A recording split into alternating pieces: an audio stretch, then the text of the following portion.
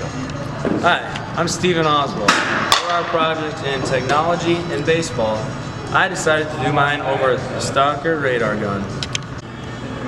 So, for a description of the Stalker radar gun, what it's usually meant for most is for capturing velocities. And actually, depending on the type of gun, you can capture it up to a couple hundred feet away. Slide, please. Advantages of the Stalker radar gun. One, and the most important one, is capturing velocities for your own team and also for opponents, so we can scout. But it's really cool, we can capture how fast a pitcher, an infielder, catcher, outfielder, anybody's throwing. An example would be right here.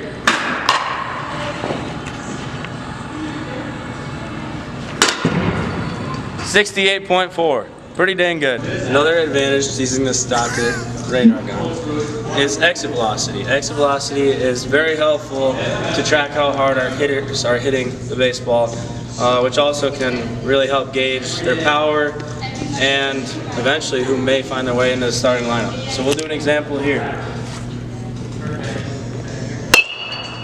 62.6. Pretty good. Some disadvantages of using the Stalker radar gun are actually, unfortunately, that we do have batteries in here, so the battery life sometimes can get quite low.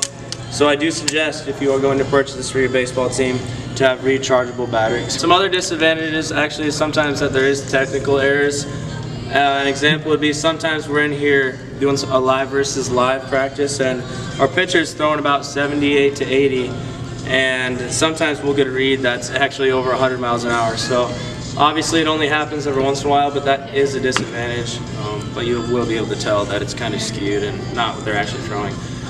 To continue, just how technology really benefits baseball. There's many ways, and these are just a few, but obviously they do help improve our players in training, and they help our players compare their past numbers to their current numbers to see how they improve, as well as the big time nowadays, especially at the higher levels, helping us scout and get numbers and videos from other teams in preparation for competition.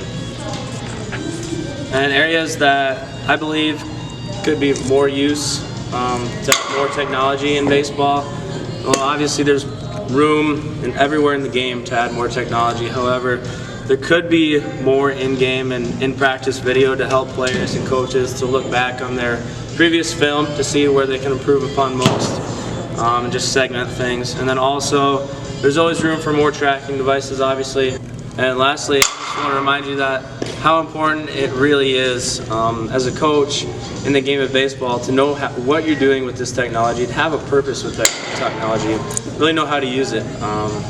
You don't want to have a form of technology and be thrown at your players without having some form of substance, as Coach Bernardo likes to say. Thank you.